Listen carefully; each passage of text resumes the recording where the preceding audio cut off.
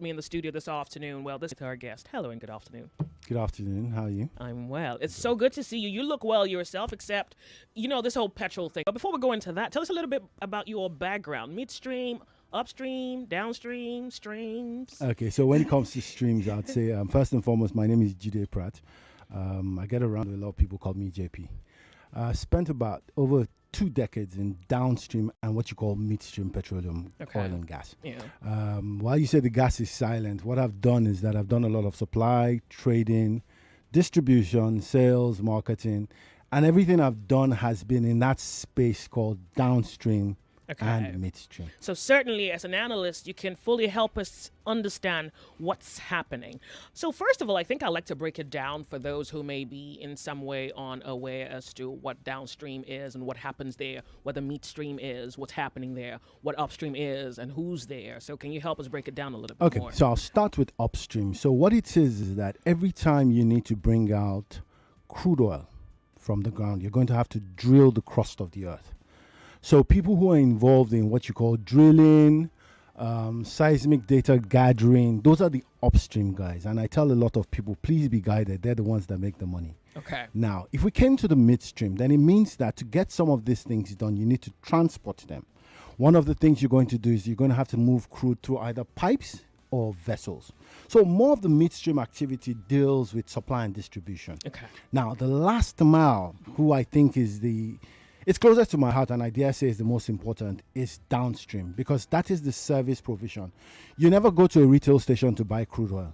You go to a retail station to buy petrol, you go to a retail station to buy diesel, and you go to a retail station to buy engine oils. Everything there, sales, marketing, is what you call downstream oil and gas. I hope that gives some context. Well, that's a brilliant context, really. So you've given us something to work with. Ladies and gentlemen, welcome to 99.3. We're Nigeria Info. You on the sunny side. It's Open Thought Tuesday. We're looking to understand what's happening in Nigeria in the oil and gas sector. But I think we need to focus majorly on the oil industry. My guest, an analyst in that regard, his name is... Jide Pratt. Jide Pratt.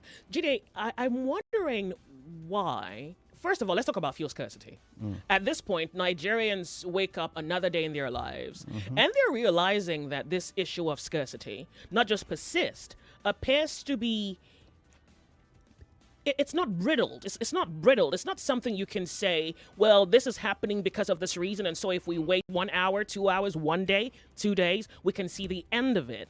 It's this uncertainty that comes along with fuel scarcity, and then even worse, what has happened with pricing. So first, let's talk about scarcity. What do you think informed scarcity the last few days?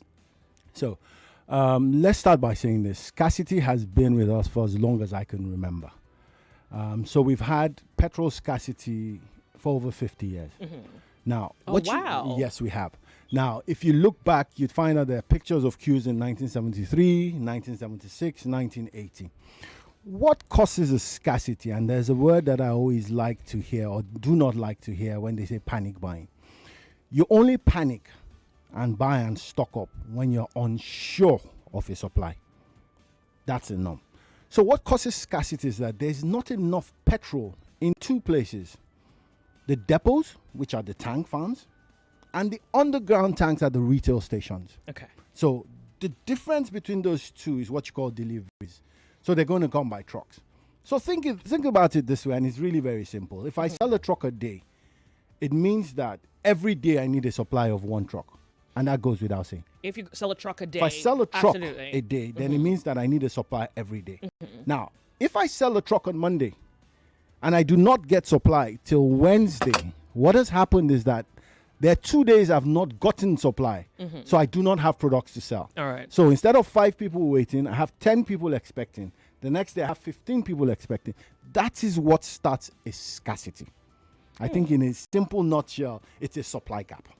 A supply gap. That's it. Do you want me to go ahead on that? I would love to, because Nigerians need answers to all these lingering questions. Good. So in downstream, there's something you call supply and distribution. Now, what that means is that, and I'm gonna sound as very untechnical as I need to be. Help us. Outbound, inbound. Inbound means something is coming in. Outbound means something is going out. Now, in supply and distribution, it's to balance how many cargoes do I need to come in to be able to supply 300 retail outlets, 1,000 retail outlets. So what you're doing is that you're decounting from a massive ship into a depot. Now, from the depot, you need to get it to the underground tanks. So you need to load them in trucks, which are called BRVs. Now, back to what I said. If I know what I use on a daily basis, then I can program my supply on a daily basis. And why do you do that? It's just the minimum reorder stock level. Yeah. That planning goes into it so that on Monday morning when I get to the office, I'm expecting 100 cars to come. And in my underground tank, I have space for 150. Where that chain breaks, either that vessels do not come or trucks are not available, then what you have is, back to what we said, a supply gap. All right. That is what causes the queues. That is what causes the scarcity. You know, out of curiosity, Yeah. and this question is not directly applicable to this issue of pricing that's still uncertain in the last few days that has emerged, right?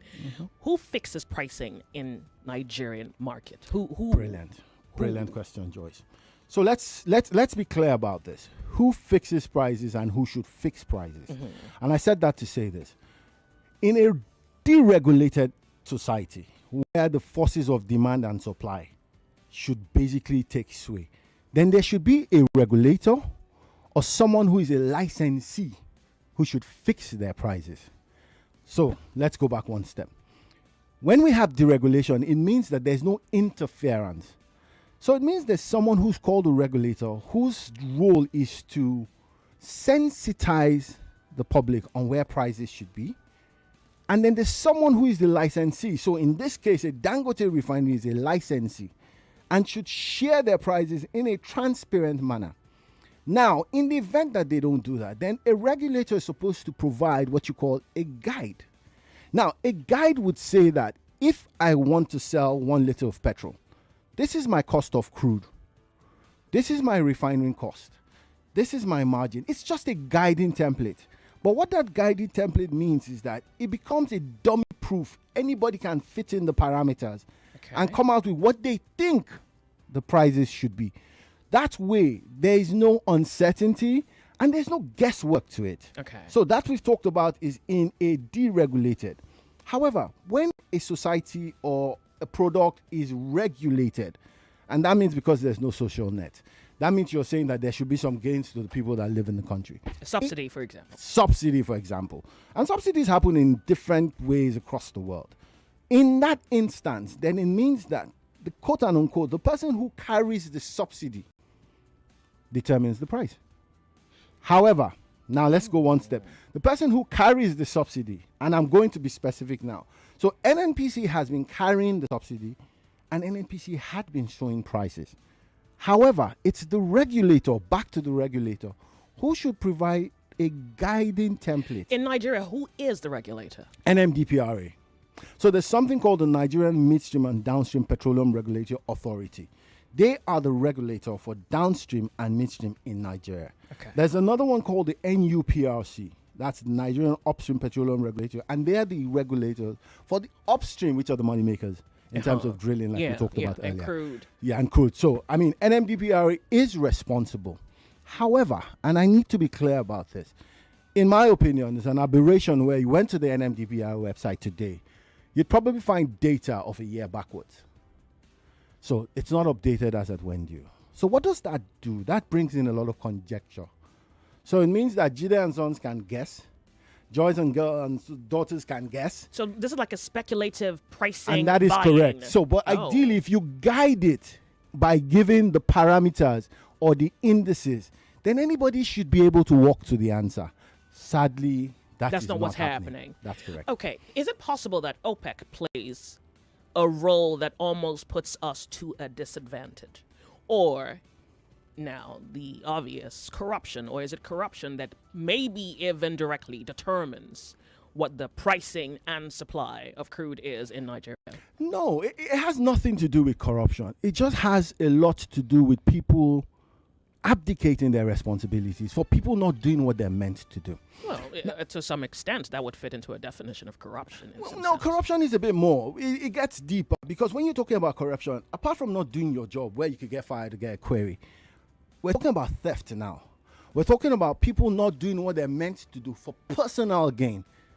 You don't think that's corrupt? It's worse than that. That's armed robbery. Oh, okay. It's just okay. not with it. And that for me is the difference. We keep on saying it's corruption, but you see, if we model up corruption into so many things, then we won't pick out what it is. Okay. If as a regulator, I'm supposed to publish prices as and when you and I don't, then what I've done is that I've moved away from my responsibility, and there should be a sanction.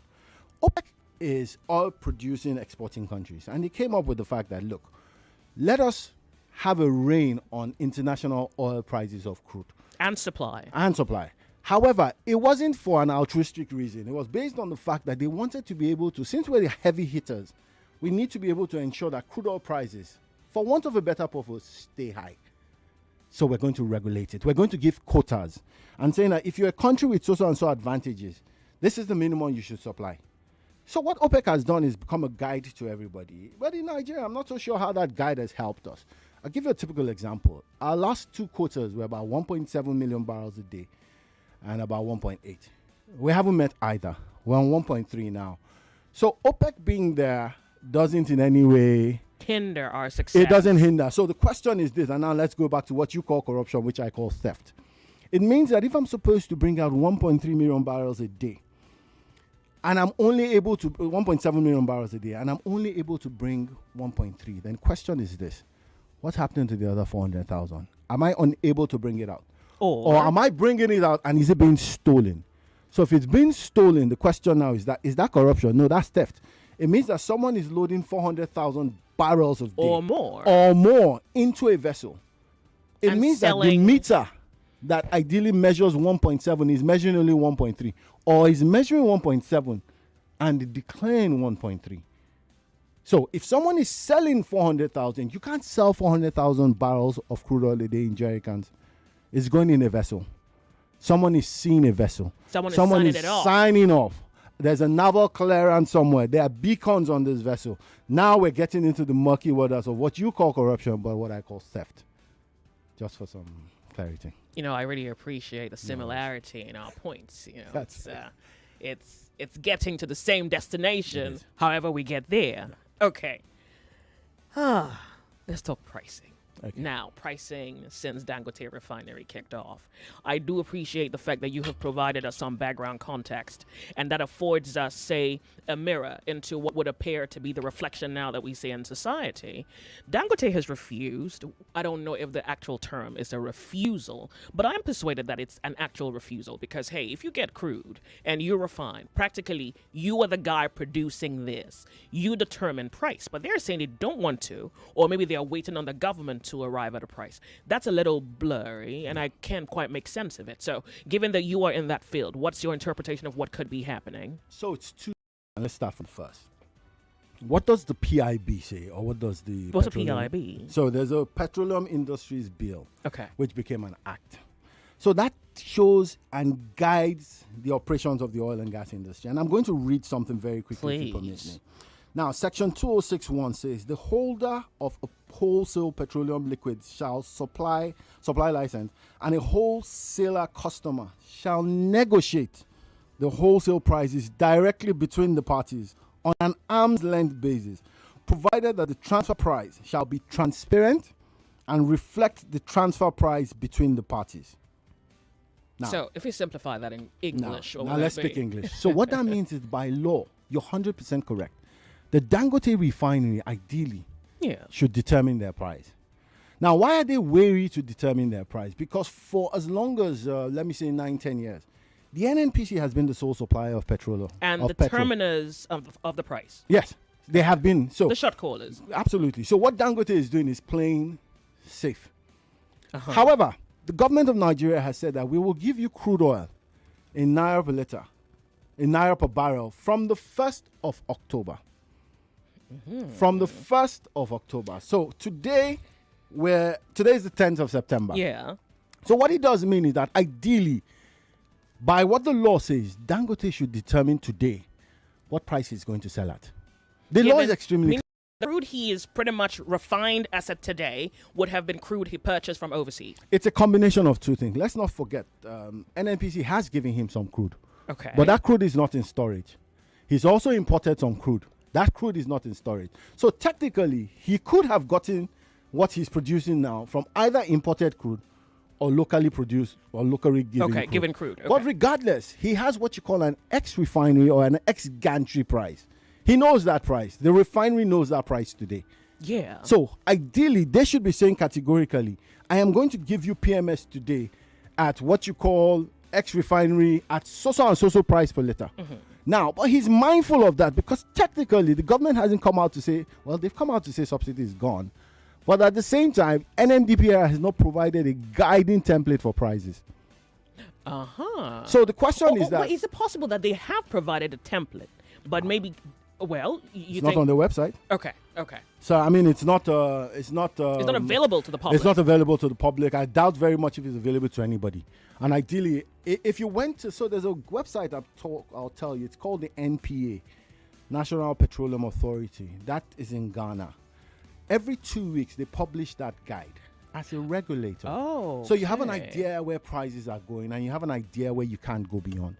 Now, people like the FCCPC, Federal Consumer Protection Agency, also have a responsibility to ensure customers are not gouged in terms of pricing. So I believe that the NMDBRA, the FCCPC, by now should be publishing guidelines and not prices. Guidelines. There's something I do quite often. I try to get what the landing cost is based on what's gasoline index today. What are the premiums? And I try to send it out on my social media handles as often as I can because it's a guide to what that price should be. If you did that guide today for imported products, we'll probably have the 1,084 naira per liter. That would be the landed cost. Give or take, landing in Nigeria. In Nigeria today. Okay. So what the question would be is that if I had to hazard a guess, Dangote ideally might be able to do that pricing less X. What's less X? So if I imported products today, I go to Belgium. I go to Northwestern Europe. But today, if I'm going to import products, I'm going to buy products, and I go to Ekpe, then it means that the cost of freight is about 15% cheaper. And that should be discounted from that cost. Must be discounted. There's no two ways around it. So if I had a premium case of 75, for instance, if I took off 10% of that, that's 7.5. If I took away another 10%. So ideally, what am I trying to say? I see no reason why, if the refining came out with prices today, it shouldn't be just short of 950. Instead of the 1,080. That is what I would guess today. Well, shouldn't that be cheaper though? Given How one, so? I mean, we have the crude, right? And we're taking away freight. And then I guess, I don't know, maybe the concept of profit should be stretched over time. Fantastic. So you've actually mentioned some valid things. But don't forget that because that we have crude is a commercial product. So there are two options we have with crude as a country. It's either we sell it for cash or we give it to a local refinery. We're now going to what you call domestic crude supply obligation. So if you're giving it to a local refinery, they're buying it at a price. It's not free. Now, the difference is this, and I need people to follow me just for a bit. The difference is that instead of going to open an LC to look for foreign exchange, if the government says buy it in Naira, then it means that if a barrel of crude is $18 a barrel, the only difference is that the refinery is not going to pay $80 for a barrel. They're going to pay $80 times the exchange rate. When you're buying from your own country? Absolutely. It's a commercial product. So you're saying that... wait. You're saying that there is no advantage to the Nigerian people that they own crude because the government is selling it to the Nigerian people at the international market rate. Isn't that absurd? Now, it is absurd, but it is what it is. So two things. Okay, hold on. Lagos. Okay, sending your questions. We're off on a break. We'll be right back. You can feel where this is going on Nigeria.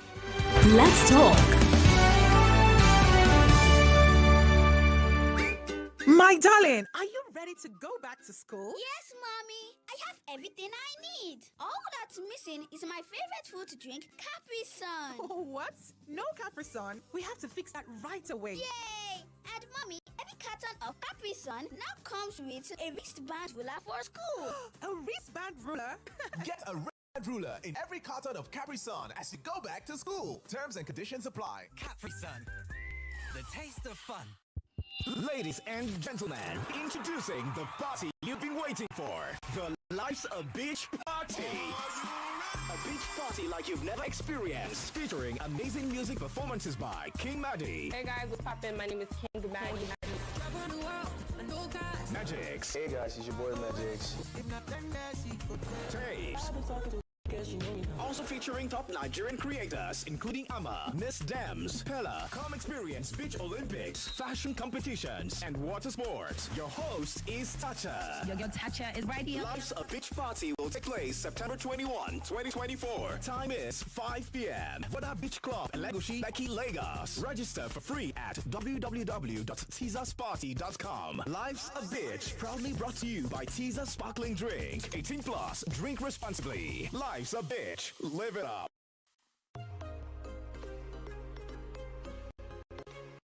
Hi, I'm Natasha Kimani. I'm a governance and public policy expert and the host of Talk to Me Direct podcast.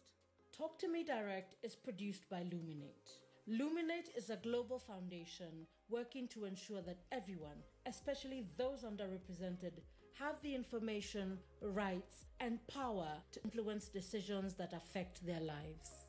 In the next episode, I speak with a brilliant young person, Polly Washira, who works in a space that brings together rural community groups to organize for issues that matter to them.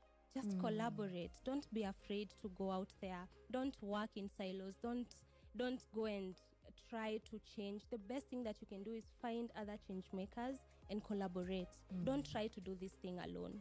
Like and subscribe to Talk to Me Direct wherever you get your podcasts.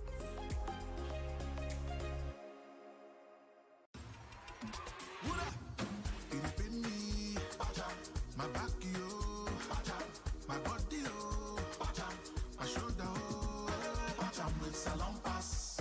When the back it on the pain you, with Salon Pass.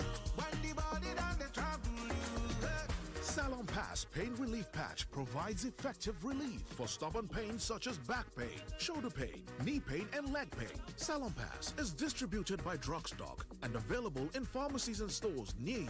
Try Salon Pass today. Salon Pass, just patch it. If symptoms persist after 3 days, please consult your doctor. The Battle of the Minds returns this November. Brace yourselves for the most intense intellectual face-off of the year. I Beg to Differ is back with Season 8. And this time, the stakes have never been higher. This November, Nigeria's sharpest young debaters will converge on Nigeria Info Studios, armed with nothing but their words, wit, and real power. That's the power of peer pressure. It's a force we all reckon with as teenagers. When the government has access to our personal data, it can be abused. With the nation listening, these students will tackle controversial topics. Relate with the laid down rules and principles of society. The opposition team comes up here accusing censorship of violating free speech. Challenge the status quo and defend their positions with relentless passion. Like you said, it leads to only immediate relief and not long-term relief, which is why we say bring up censorship and then we are here to protect the masses. And yet, this is considered productive enough to feed 120 million Nigerians. I beg to differ. Lagos, are you ready for I Beg to Differ Season 8? For sponsorship, please call Lamre 0706 827 1163 or Shola on 0907 173 3835. I Beg to Differ, a tournament of champions.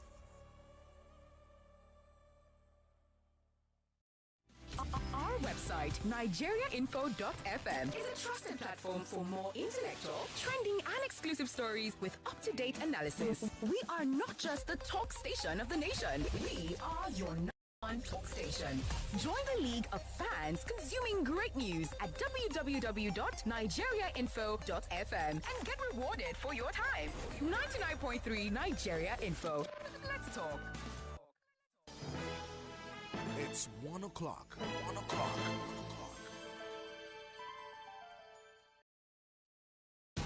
The news update on 99.3 Nigeria Info.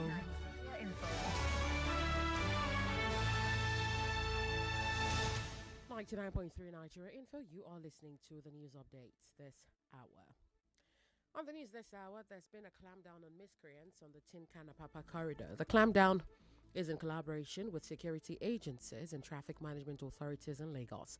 The special advisor to the Lagos State Governor on Transportation, Shola Giwa, says the decision is in response to a complaint raised by the consortium of truck drivers under the Association of Maritime Truck Owners. Giwa says that the raids will rid the corridor of all unauthorized persons posing as traffic and security agents. The special advisor described vandalism and extortion as acts of economic sabotage. Meanwhile, the Lagos State government is calling on the menfolk to support the effort at curbing sexual and domestic violence in the state. The executive secretary of the Domestic and Sexual Violence Agency, Titilola Viva Adeniyi, made the call at a Jeremy Felodun local government area. Viva Adeniyi says that collaborative efforts will ensure that the issues of sexual and domestic violence are tackled. Away from that, the academic staff of universities, Lagos Zone, will make their stance known over the 5 dismissed lecturers of the Lagos State University, Ojo. The union today held a national day of solidarity in support of the 5 dismissed members. The university is accusing the dismissed lecturers of publication of official confidential documents. The affected lecturers have refuted the allegations. And 4 astronauts have launched into space, making the first privately funded spacewalk. The mission is being bankrolled by billionaire Jared Isaacman, who is mission commander. He is joined by Scott Poteet, a retired U.S. Air Force pilot, and SpaceX employees Sarah Gillis and Anna Menon. Previously, only government-funded astronauts had carried out spacewalks. And today is World Suicide Prevention Day. The day aims to highlight the importance of addressing suicide as a significant public health issue. With more than 700,000 suicides yearly, the focus is on encouraging open conversations, reducing stigma, and advocating better health policies and help-seeking behavior. The Executive Director, Cope and Live Mental Health Awareness Foundation, Reverend Chukwudebube Nwachukwu, says there is an increasing number of suicide cases with about 20 unsuccessful attempts. He tells correspondent Honora Nuobodo that preventing suicide is a collective effort. That's the news update. You are listening to The Sunny Side with Joyce on 99.3 Nigeria Info, and I am Yvonne Ohaifo.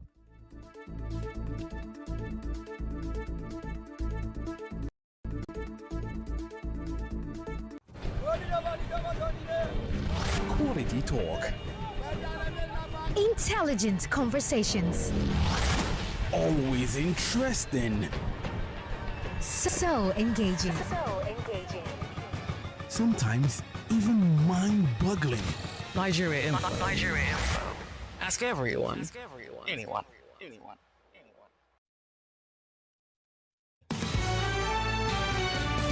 99.3 Nigeria Info, you on the sunny side. And it's so good to have you join the conversation this afternoon. And hopefully it doesn't end up being more heated than we bargained for. But we're loving it because, hey, if you're really going to comprehend what's happening in the Nigerian economy, you need some analysis. You need some in-depth perspective. You need some inside gist. Okay. And who do we have with us today? Jide Pratt, oil and gas enthusiast, COO, Iona, and country manager at Trade Grid, who has given over 2 decades, right? That's correct. Of his life to downstream and midstream sector oil industry in Nigeria. So once again, I want to say thank you very much, and we're picking up where we left off. And I'm not the only one who's of the view, and here's a message: OPEC prices for international sale of crude using the same price to sell for local refining does not look fair to an oil-producing country like Nigeria. That was exactly where we were. And I think, indeed, that there is something particularly disadvantageous. Hold your breath a second. If you have just tuned in, we're discussing who benefits from Nigeria's crude, Nigerians or someone else. And maybe it's a number of persons, so something else, I guess. So yeah, GD, I'd like for you to pick it up from there. Okay, thanks again for talking to me. So I think we must be clear about something. When we say it's not fair, that's a fact. But every time we sell crude anywhere in the world, it's for commercial purposes. And why do we say so? Crude is revenue. So it means that for the federation account, what is going to happen is that sales of crude is shared between the federal government, states, and local government. And have you know that 2 countries who are amongst the highest in terms of crude oil sales, Saudi Arabia, they probably lift about 11 to 12 million barrels a day. The local requirement is about 2 to 3 million barrels a day. They're one of the highest subsidies in terms of oil and gas. Saudi Arabia provides massive, massive subsidies, and so does China. So it's not fair, but that's the template that works. The question we should be asking is that, for Nigeria, what do we gain from our sales of crude? You could reduce the price, but before you even go to reducing the price, can we even try as a country to optimize how many barrels we should ideally be producing? We're producing 1.3 where we have the capacity to produce 2.1. So this conversation is a bit different if we were producing 2.1. Now, how has the government so far managed the subsidies? Terribly, in my opinion. And it's down to accountability and transparency. We have a low-hanging fruit in Nigeria that some of these countries don't have. So why would say it's not fair? Accountability on the government side is abysmal. We've got CNG. And I'll tell you today, if you did a conversion to buy CNG, even though it's weighted in grams, in kilograms, 1 liter of CNG will be about 275 naira per liter. So this is the question I'm asking.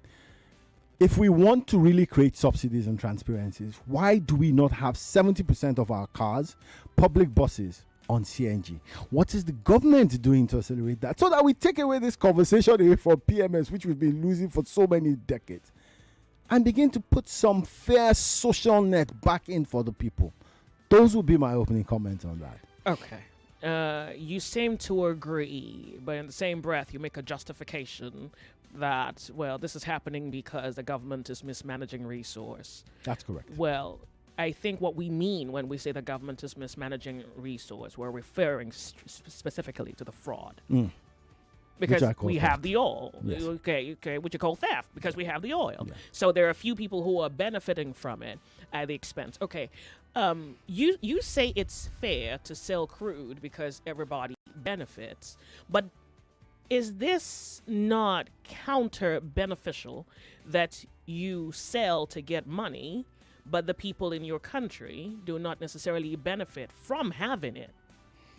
Without a doubt, yes. Remember, initial question was that, is this fair?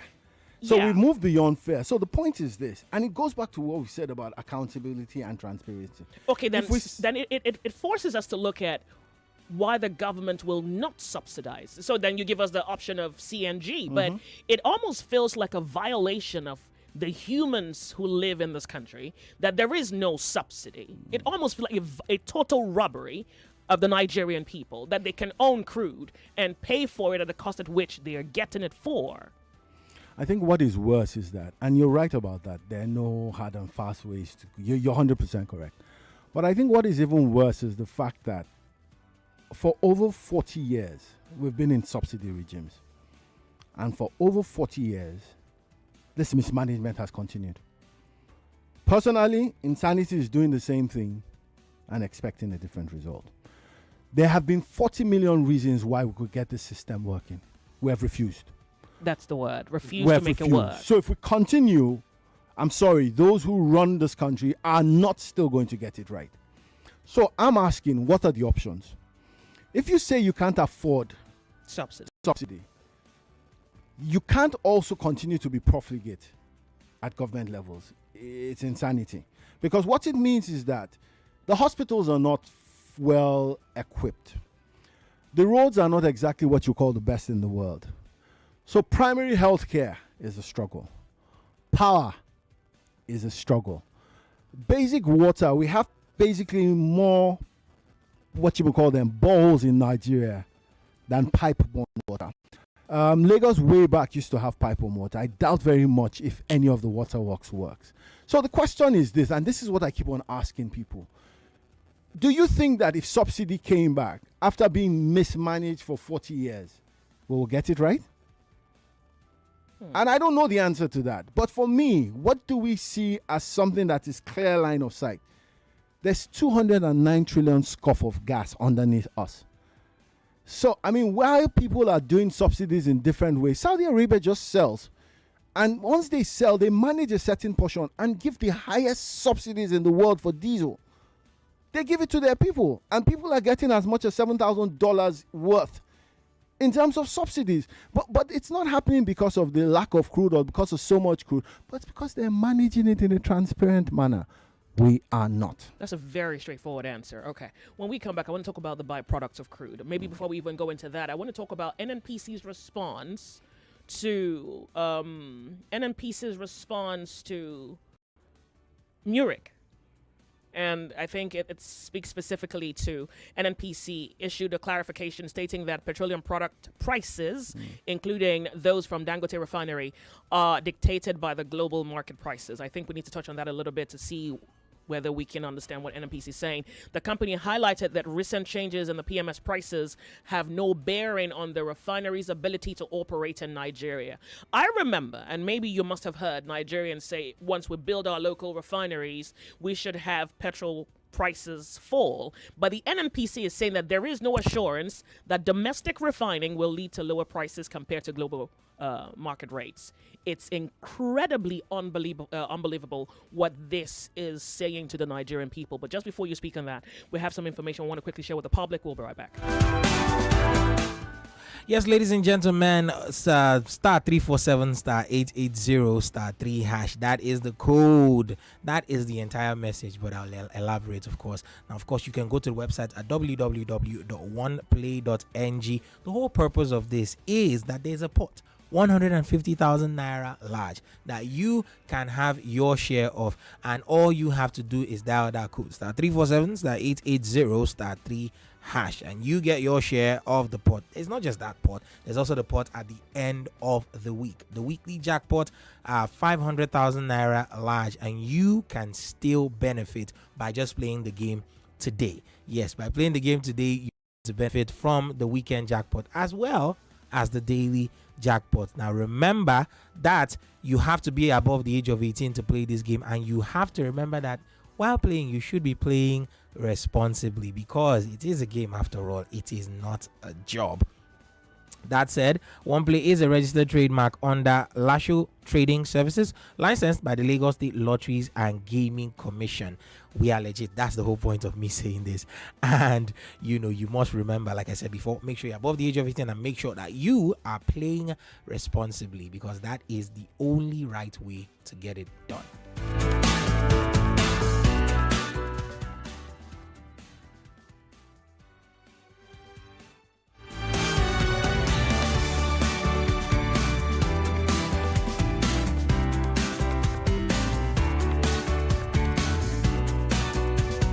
99.3 Nigeria info, the sunny side. Fendi from Austin, Texas says, so Jide is saying that if Dangote buys crude in Nigeria, in Naira, he is going to be paying more because of the exchange rate at the moment and the fact that the pricing will be based on international market rates. Please make it make sense.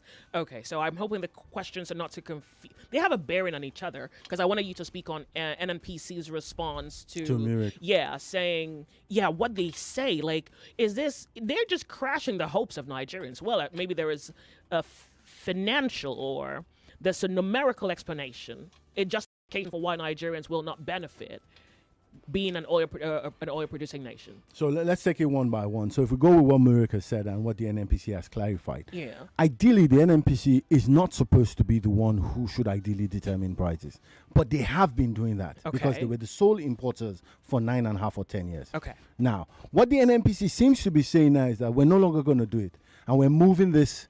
It's more like we're passing the monkey to Dangote Refinery. Okay. That's what the NNPC is saying. Okay. Ideally, and don't forget, we read a section of the PI earlier, which actually states that it's the licensee that you show a guiding template, and the NMDPRA, like I've said, who is the regulator. So between the NMDPRA and Aliko Dangote's refinery, one of them should be providing prices. Okay. That's one.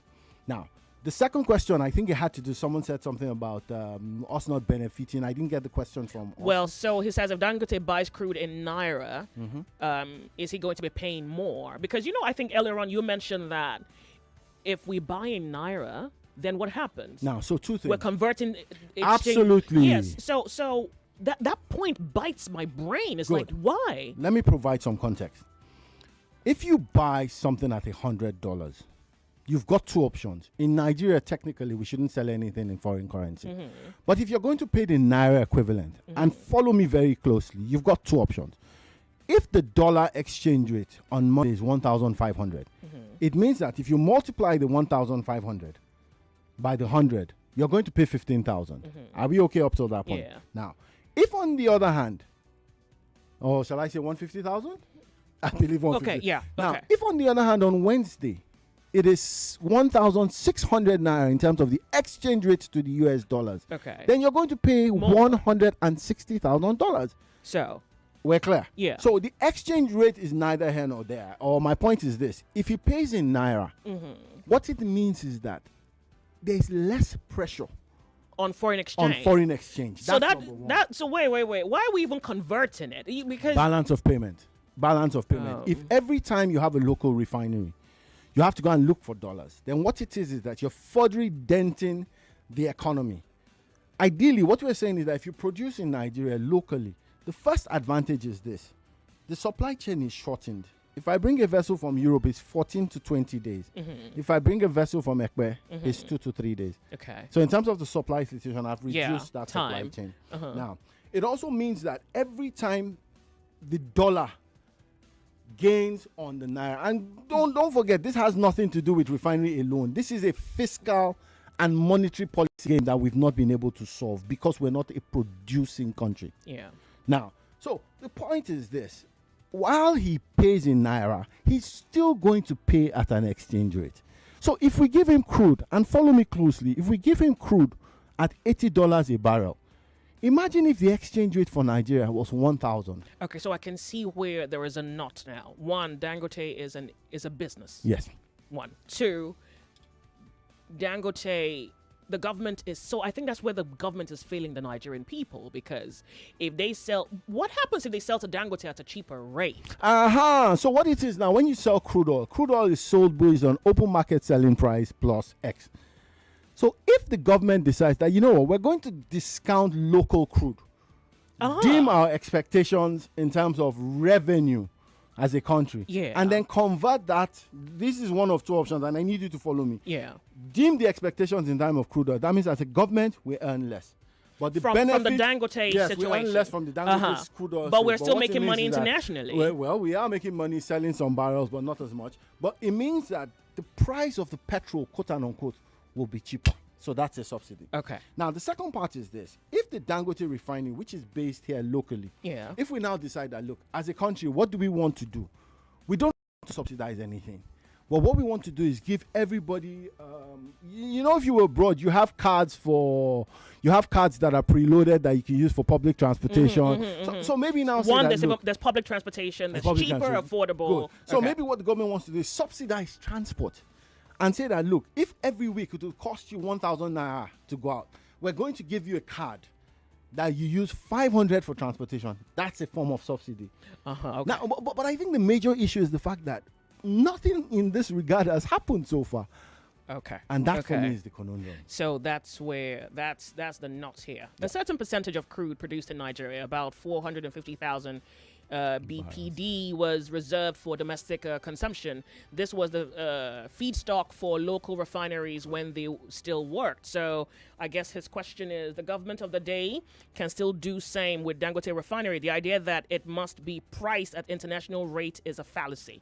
So, I mean, it's his choice, but he makes a very, very good point. So we Okay. talked earlier about what we call domestic crude supply obligation. What that means is that as a country that produces crude oil, local refineries should get crude. Okay. Now, there's a nameplate. That nameplate is based on the refineries that exist. Yeah. So that 445,000 barrels that he's talked about used to be in Kaduna, Warri, Port Harcourt refinery were working. None of those refinery works. So ideally, that 445 should go to the Aligo Dangote refinery and the modular refineries that we have. But Not equal shares, but based on size. So yes, that is what should go to them. But the pricing is still based on the fact that if we do it in Naira, there's less pressure on the US dollar. Nigerians still don't benefit. All right, please ask your guest on everybody's talking about this 450,000 barrels of crude for local consumption, and he says, will it still be sold to Dangote? Any idea? Not on that? Dangote alone. It should be sold. So what we've just talked about Yeah. that. So what should happen is that it should be sold to the local refineries. That Yeah. should be a yes. Before that, what was happening was that government had what you call the DSDP. Okay. Direct sales, direct purchase. So that 445,000 barrels per day was shipped out to Europe. Oh, okay. And then Europe was shipping down only PMS. When Okay. ideally, they should have been shipping PMS and so many other products. Absolutely. Now, good. This is exactly where I want you to be. Byproducts. So tell us, what's the food chain? So crude oil, and then we're supposed to get other byproducts. Here we're talking diesel, gasoline, jet fuel, heavy fuel, asphalt, light fuel, hydrocarbon, others. And the only thing we talk about in Nigeria is just petrol. Petrol is the trigger point. Don't forget that as we speak But what here about these today- byproducts? I'm going to get there. Okay. I'm going to get there. You've Okay. asked a very valid question, but we found out that PMS is the only trigger point. We're not having conversations in Nigeria, and we haven't for the last 10 years in terms of AGO pricing. Okay. We haven't in terms of jet fuel. So every time that crude oil is taken to a refinery, you find out that about 45% of that is gasoline. Now, after that, gas oil. After that, jet fuel, which we use aviation for. Yeah. There are lubricants. There's what you call fuel oil. There's what you call what you call them chemicals. Let me say chemicals. Exactly, because you can Polyethylene. use polythene bags, Very garments, good. So that's Vaseline. very good. Like this. Bitumen, which we use for cutback. Uh-huh. So what you find out is that there's so much focus on PMS. And the question is this. For the 9-10 years, NNPC is the sole importer of petrol. What happened and where are the accountability reports to show what was sold to who and at what value? Where was the revenue? Did it go into government coffers? Who's audited that to be able to let us know where we are today? Nobody. So you mean that so you're saying that even being in the industry, you have absolutely no reference No clue. as to the byproducts? So the best you'd get in the industry is if you see tenders, open tenders for purchase or sales of, let me say, fuel oil. So that happens a bit from the refineries that are a bit moribund. Okay. Once in a while, you have a tender for fuel oil.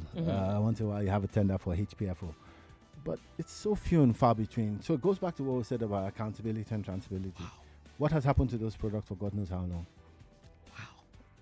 Nigerians can't shake off this 450,000. They think like, well, there's some room that has been catered to that should accommodate. Could we dwell on that for just a minute? Okay, sure. I have 2 minutes. I have a minute and a half before commercial So break. this is what it is. So ideally, if we say we are producing 1.3 million barrels.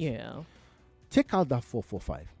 That 445 is for local consumption. So it means that whatever that balance is, ideally, is what they should use for revenue. Okay.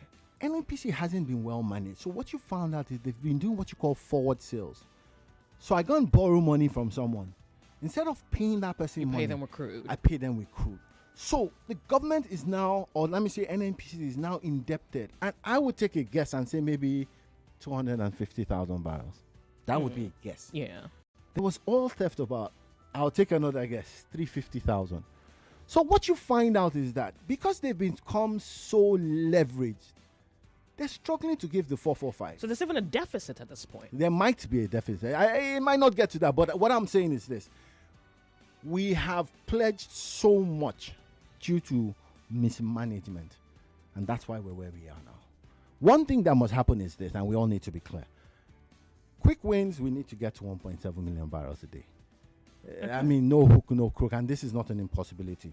Getting to 2 million will now be the next mid-term project. Okay. But what is also important is that we must begin to commercialize gas more so that we take the pressure off PMS and get more revenues from gas. I have thoroughly enjoyed your company. Lagos, we're off on a break. We'll be right back. And if today doesn't allow for the furtherance of this conversation, I would love to have you back here at a different time.